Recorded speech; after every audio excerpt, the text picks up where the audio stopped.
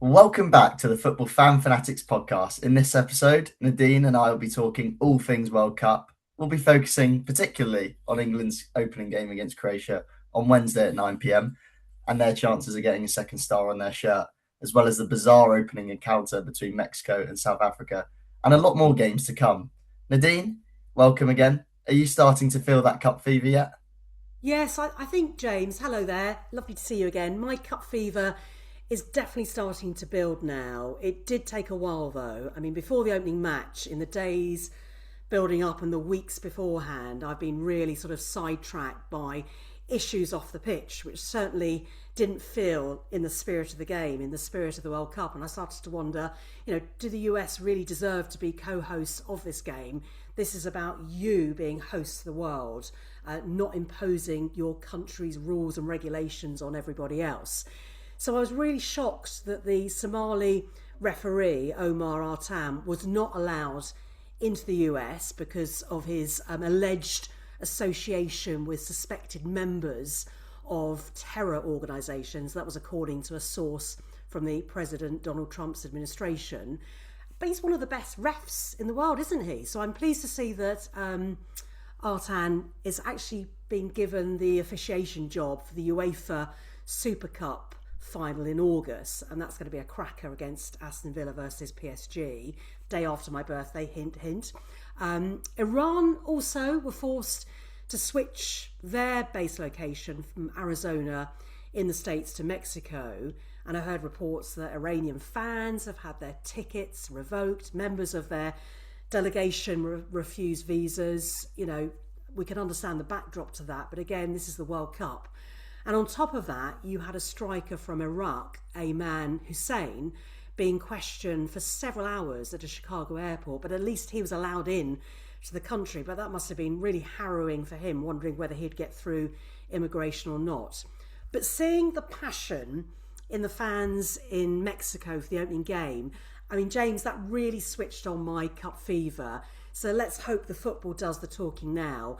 And back to your point about England, it's 60 years since 1966. That's the last time England won the World Cup. So you and I have never seen England win a World Cup. And that second star on the shirt, I genuinely believe that the squad has the capability to do it, the tools to do it. But we've been here before. So I'm a bit like Tuchel. I'm kind of downplaying managing expectations of England's chances of overall success. Although, in FIFA, we're ranked sort of, is it fourth, fifth in the world? So I think it's fourth, isn't it? So, yeah, I'm excited and the fever is coming back. How about you? Well, you touched on Thomas Tuchel. We'll talk about him later. We've got lots to talk about England. But prior to that, you mentioned Mexico, the atmosphere on Thursday. And I want to start there. The Azteca Stadium was absolutely bouncing, to say the least. It was incredible noise there. Prior to kickoff, we had Shakira singing out of her lungs there. Truly incredible atmosphere. So let's start there. Mexico took on South Africa, winning the game by 2-0. On paper, it being a fairly normal game, I guess you could say. However, it was pretty crazy. 3 red cards, a bit of VAR miscommunication. Yaya Sito having a truly awful game. I mean, did you manage to watch it? And do you think it's a bit worrying that we've already got nearly as many red cards as we did in the whole of the 2022 World Cup?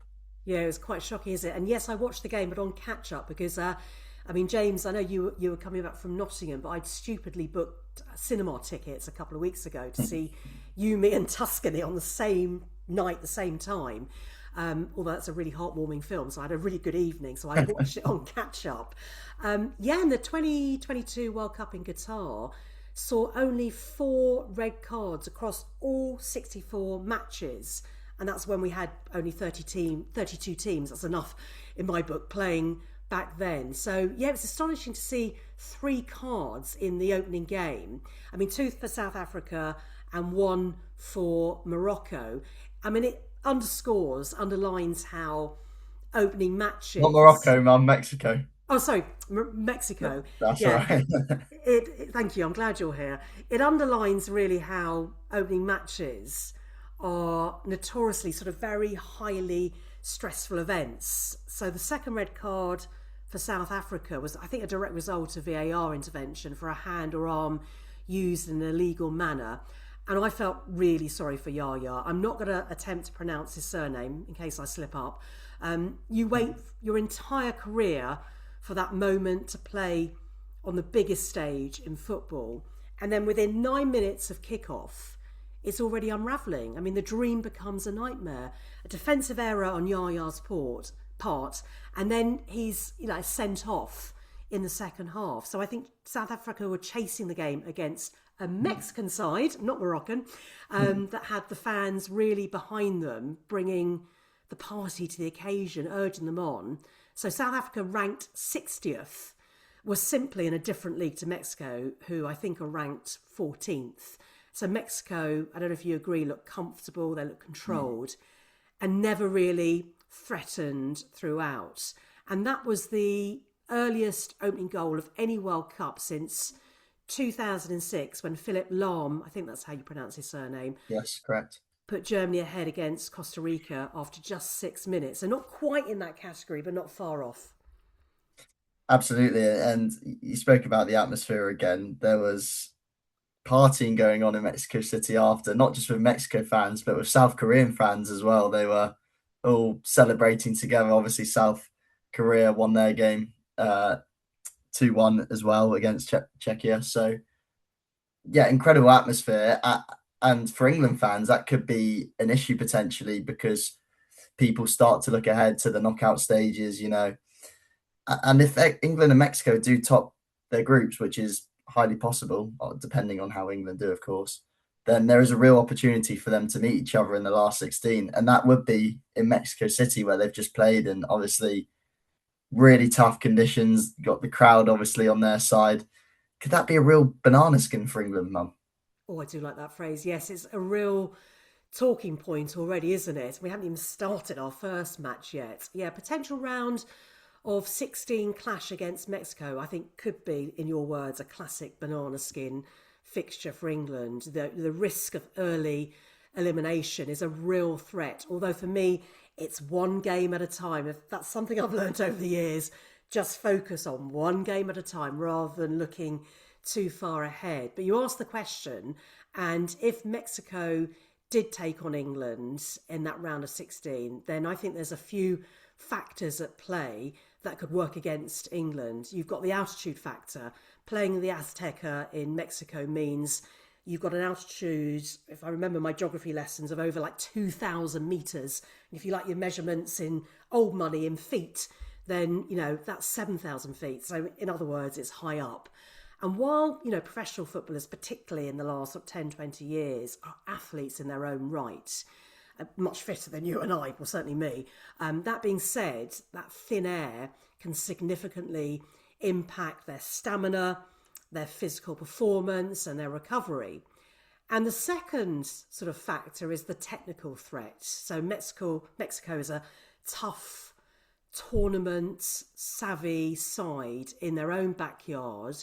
And while they may not boast the strongest squad at the moment this time round, when you compare them, say, with the Mexico of old, the Mexican teams that I've seen, their recent form, strong results in friendlies, I think makes them a highly dangerous team in a knockout setting. And then the third and final factor is the hostile factor, as you just said. As one of the three, co-hosts, it goes without saying that Mexico would have the backing of a partisan crowd, who can blame them, at one of the most intimidating stadiums of the world. The atmosphere was on display against South Africa, and it will be turned up several notches if England play against Mexico in that round of 16, if indeed it happens. Well, you touched upon the heat. Do you believe that England will struggle with the heat in general in this competition? Because we saw against New Zealand, obviously they hadn't acclimatised, and they definitely looked like they struggled. Against Costa Rica, then they won 3-0, looked a lot more comfortable, a lot more at home. So my question is, do you think they'll adjust? Do you think they'll get used to it? Or could you see them struggling potentially with the heat? Yes, I mean, I think potentially they could do, but I think you've just pointed out that they beat Costa Rica, was it 3-0? And actually you saw a sharper side then, sort of acclimatising to conditions. But England are in Group L with Croatia, Ghana, and Panama. So Ghana and Panama are more used to those kind of temperatures. But on paper, it's a very manageable group, isn't it? And England's Group L opener is against a tough Croatia team, which I think will require, a high tempo, physically demanding 90 minutes. And they're playing in temperatures, I've just looked online, of around predicted to be 30 degrees in Texas, 3 p.m. local time. And when you see those sorts of temperature figures, and they're actually shaded temperatures, so the reality, it will feel a lot hotter than actually 30 degrees. But a 3-0 victory over Costa Rica, which was played in Orlando, and again in difficult conditions, showed that England were starting to acclimatise in the heat, so much sharper than they were playing against New Zealand. So even though it's not a walk in the park, to use an old-fashioned cliche, I think Tuchel was right to get them out there sort of acclimatising in hotter conditions, and that seems to be playing off. Well, let's touch on England. Let's really pinpoint Wednesday. It's a huge game. Lots of questions about who's going to play where. Is he going to play in this position? I guess there's three positions that many are questioning as to who will be picked. The centre-back, the 10 attacking midfield role, and the left wing. I think based off what Tuchel's picked and the form these players are in, many are confident that Pickford, James, O'Reilly, Anderson, Rice, Kane will all certainly play in England's opening game. I think it's a race against time for Bukayo Saka against his injury that he's had. He's had a bit of a muscle strain, so he could be up in the air when it comes to fitness. He obviously didn't play in the recent friendly. And as for the two centre-back positions, who will Thomas Tuchel pick? This is really, really tricky because John Stones and Ezri Konsa played in the last game. They're definitely the two more physical ones out of the three. If you want experience, you have to go with John Stones. But if you want someone that's played consistently all season, then both Konsa and Gay have picked themselves in that aspect because they've both been fantastic. They've both won trophies. But I guess there's a worry that Konsa and Gay, they've never played in a World Cup before. So throwing both of them in without, with leaving Stones out could be worrying. So my question to you is, who do you think he'll go for and what would you do? Yeah, tough question. I mean, it was assumed that Mark Gahey would be selected in the run-up to, the England team getting to the World Cup to start against Croatia, because he has put in a great shift for both Crystal Palace and then subsequently Man City last season, while Stones and Konsa were the ones expected to tussle to be his partner. And you mentioned on our podcast last week that Tuchel prefers more physicality. So if you translate that into his sort of central defensive pairing, could that mean he would go for Stones and Konsa, who are physically bigger than Gahey? But Tuchel, as England's head coach, will also have to consider that question of balance, don't you think, James? So again, who would you pick? I completely agree. Konsa and Stones, on face value, are the more physical defenders. Gahey's obviously a left-sided defender, though. He's left-footed, whereas the other two are right-footed. So putting two right-footers next to each other is potentially a problem. I would go Gahey and Stones. I think Ezri Konsa's fantastic, I do. But those two were really, really good together at the last Euro tournament. They've obviously, they know each other at Man City too as well. So that's the pairing I would go for. But I wouldn't be surprised if it's any of the combinations. I can see Gahey being benched. I can see Stones being benched. So that's really tricky, and we'll have to see on Wednesday. But let's move forward up the pitch to the Rodgers v Bellingham dilemma in that 10 position. I'm just going to say it straight up. I think Jude Bellingham has to start. It's been debated. Lots of people are saying Bellingham should be benched. Rodgers should start. I love Morgan Rodgers. I think he's everything you'd want in an attacking midfielder. He's physical, he's dynamic, he can run at speed, he can take people on, but you can't bench a Galactico, you can't bench a Real Madrid star. He might have been injured this season, but when you just, again, go back to the Euros, how many big moments he provided for us, saving us against Slovakia, getting an assist in the final, scoring our opening goal in the group stages. That's a man that has the experience and can win games for you. Even if he's had a poor game, he can just bring a moment. And I think Rodgers as well, because he is so dynamic, he's brilliant to come off the bench. So for me, Bellingham has to start. What are your thoughts on that?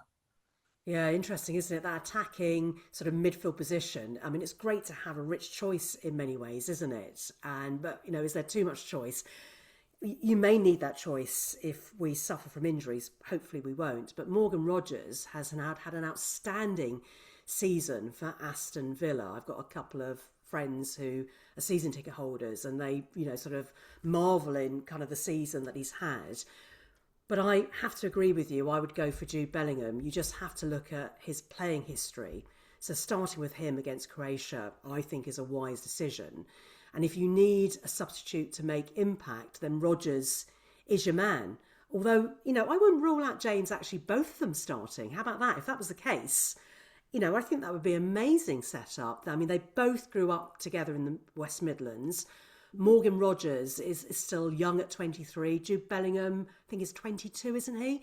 And they both have great respect for each other. So as a pairing, it could work too. I mean, could that be a possibility?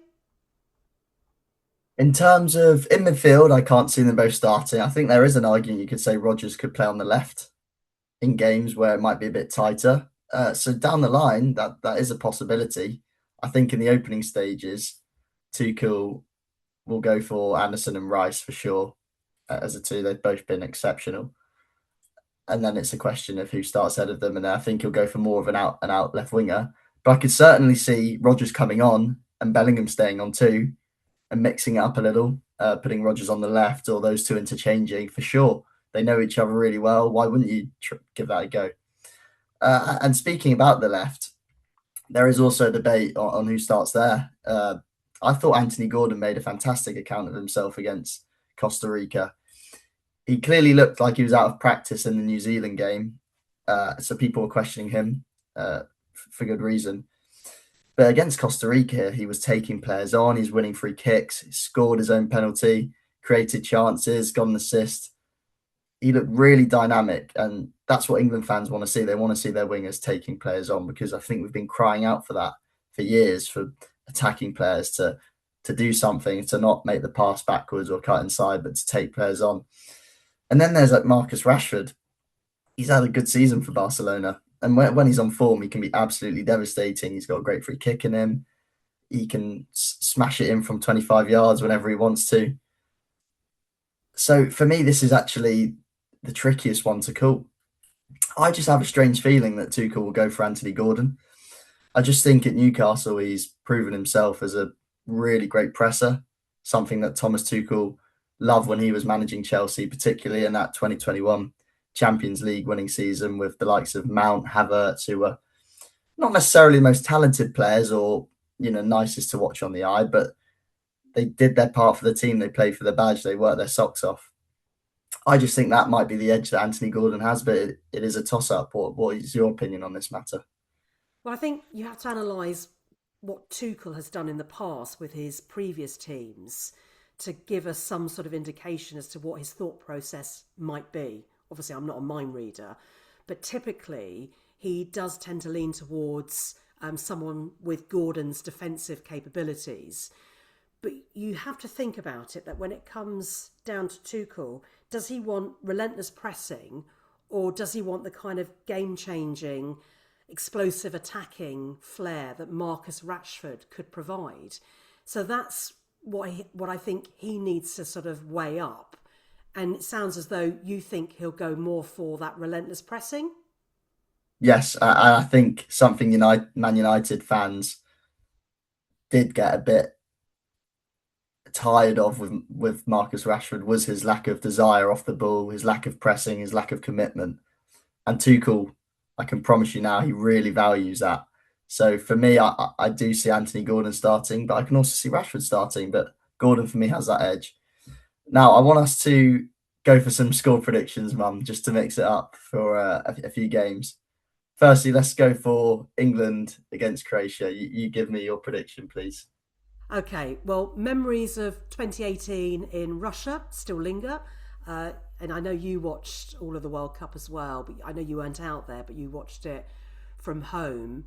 And just to remind everybody, sorry, Croatia beat England in the semi-finals, and I think the ghosts of that match still haven't left me. They haunt me to this day.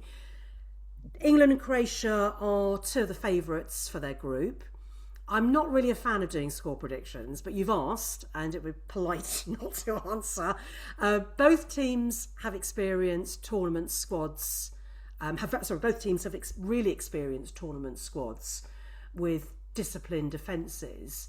So I'm going to go for a narrow 1-0 victory to England, but I do worry it's going to be a cagey, tight opening game for those two teams. So I think it's going to be a low-scoring, tactical battle. So I'm saying, 1-0 prediction. How about you? I 100% agree with the cagey part, for sure. I think if you look at the last Euros, our opening game was just a narrow 1-0 win.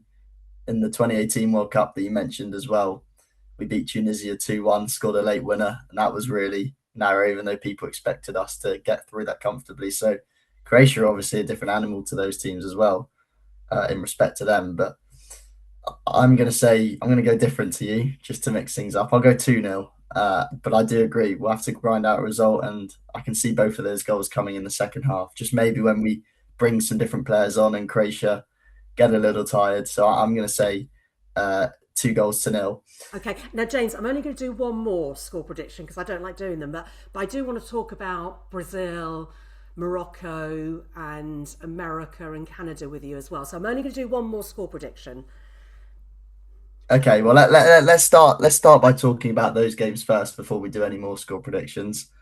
So let's start with Brazil and Morocco. This was a game that everyone was really excited to watch in New York, a big stadium. That's where they're playing the final, and Morocco made an incredible account of themselves. Brazil, not so much. They looked really leggy in midfield, I thought, especially the first half. Lucas Paqueta, Guimaraes, and Casemiro. Countless times they lost the ball. They were outran, outplayed, outthought. That looks like a real problem. And I think they've obviously got some fantastic attacking players in Rafinha and Vinicius Junior. But I think that goal from Vinicius really papered over the big cracks that lie in Brazil's midfield. And I do worry for them. What were your thoughts on the game, Mum? Well, it was lovely to watch it with you actually last night. So it was our first game that we managed to watch together. So that's always something that I will live in the memory.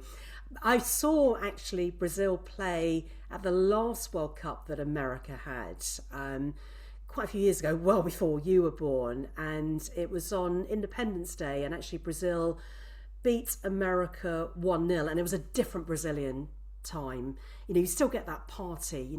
Brazil are footballing royalty. They're 5 times champions. They're 6 in the FIFA World rankings.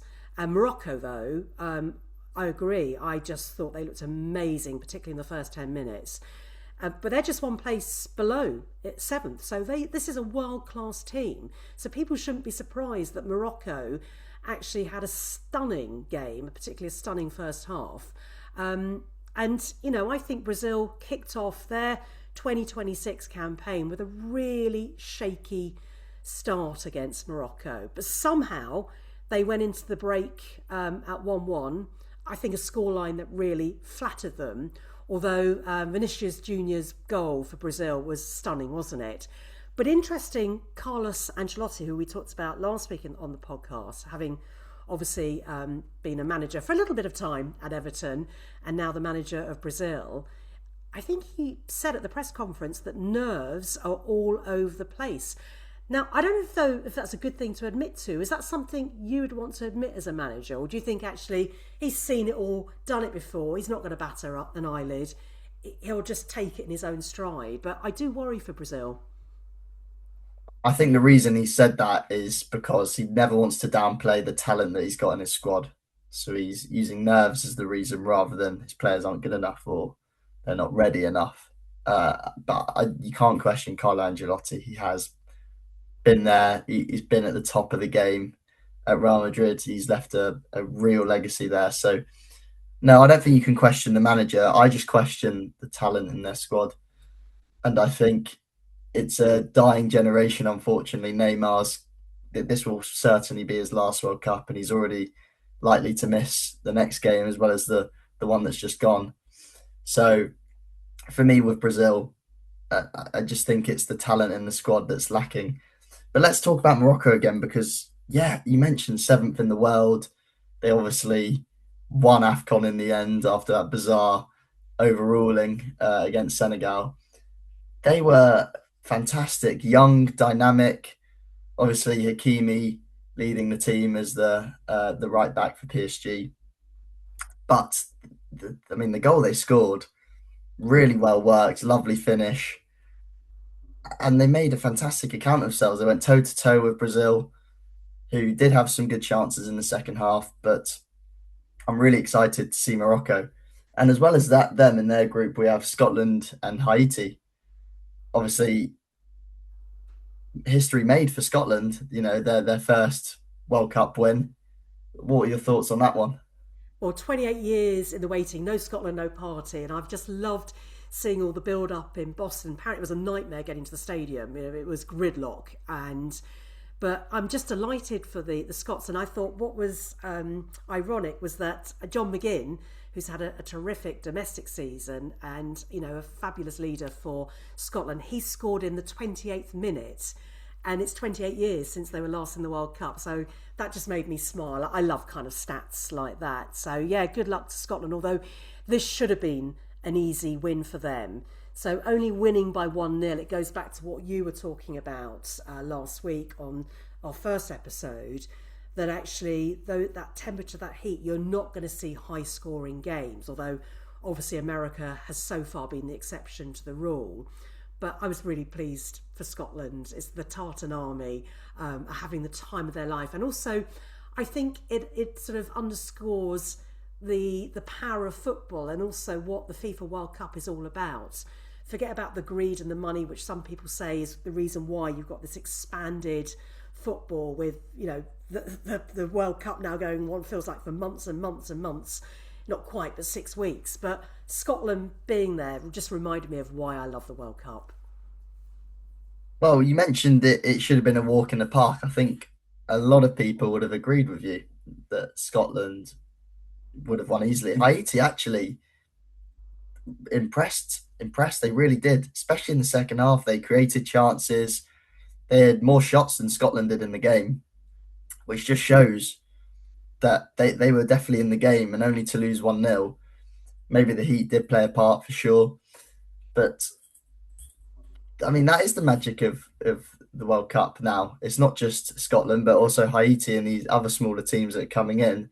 They get an opportunity to show themselves and, do their nation proud. It's what Qatar did as well against Switzerland. Switzerland should have been 3-4, 5-0 up. But Qatar stayed in the game, they grinded out, and they managed to get a result right at the death. And credit to the goalkeeper, he was fantastic. And it's fantastic to see. And I want to talk about the US as well. You mentioned them, a 4-1 victory against Paraguay. They were fantastic. They really were. The intensity they played at, players like Pulisic, Reina, Balogun, who got a brace, they were really, really good. They surprised many, including myself. Do you think the US could go far in this tournament, or was it just that opening game where they had that extra desire? Well, if you ask Trump, he'd probably say they're going to win it based on that first performance. But you're asking me, yeah, they romped to victory, didn't they? Even if one of the goals was an own goal. But even so, it was an impressive 4-1. And I've seen the US a lot over the years. As I said, I was at the World Cup all those years ago. I can't remember now, in the 80s. And I even saw some amazing games like Argentina versus Romania, one of the most iconic quarterfinals ever in the history of World Cup games. But going back to the US, what I saw this time was a team that really wanted it. So I think they've proven any doubts that people have had about them wrong, based on that one performance. But I think they have a bit of a magic ingredient in the form of their manager, Mauricio Pochettino, who has got a great pedigree, obviously a manager at Spurs, PSG, and other clubs as well. And I think that he's in his mid-50s, he's got a lot of experience, so I think he brings a certain je ne sais quoi, doesn't he? A certain magic to their squad. So I think, he's got to take the credit for that as well. 100%. Maurizio has, again, a good history when it comes to managing. Did a really fantastic job at Spurs. I thought he did a decent job at Chelsea as well. Obviously lost it. PSG as well. Didn't quite work out for him. But certainly at the US, he's been there. He's wanted to change the identity. The US fans, they do have big expectations. They believe that they have a real place at the top of football. And why wouldn't they? They're obviously a big nation and they think it's a really growing sport in the US. So I'm intrigued to see how they get on with the rest of their group. I'm intrigued to see if they can match that intensity that they had, particularly in that first half. They were absolutely all over Paraguay, off the ball, running at high intensity. So really interesting. For me, that's definitely the performance of the tournament so far.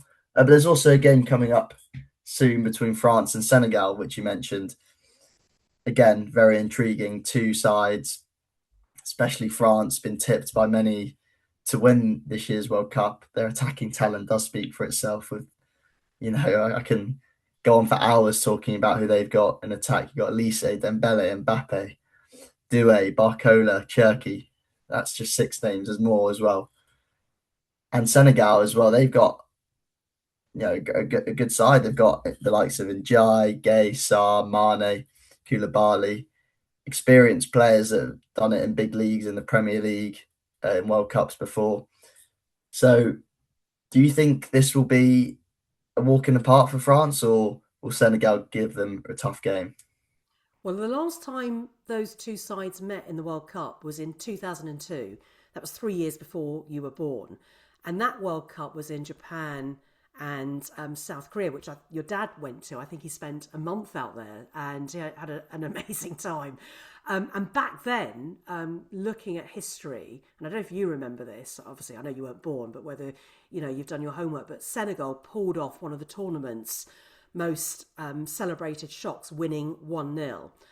I can't see a repeat of that this time round. You've got Didier Deschamps, who wasn't there then, but he's been the manager of France's national football team for nearly, I think, 14 years. And he shaped his squad into a machine that's attuned for tournament football. I mean, they are the tournament's favourites. They've got great pedigree. They've got great history. They've won, on numerous occasions. They've taken home loads of silverware or goldware. And they are pragmatic without the ball and lethal on the break. They've got Mbappe, haven't they, which says it all. So I'm going for France to win by 2-1. I think Senegal will still shine in the other group matches out of the tournament during the early stages, but I can't see them pulling off a shock like they did in 2002. And how about you? This is tricky. I do think France will win, but I see there being goals. So I'm going to go for an out there bold prediction of 4-2. Oh. So that would be the most goals in a game so far. But 4-2 to France. I think Saliba's lacking a bit of fitness at centre-back, so that could be a possible concern for them. But they will definitely have too much firepower for Senegal. Thank you again for tuning into this week's Football Fan Fanatics podcast. It's been great to see you, Nadine. Hopefully next time you join me, England would have won their game against Croatia 5-0 with an injury-free squad. I hope I haven't jinxed it now. If you enjoyed today's episode, please follow the show on Spotify or Apple Podcasts or whatever your favourite podcast platform is. In that way, our next episode will drop into your feed. And you can also watch us on Football Fan Fanatics on our YouTube channel. Thanks again. See you next time.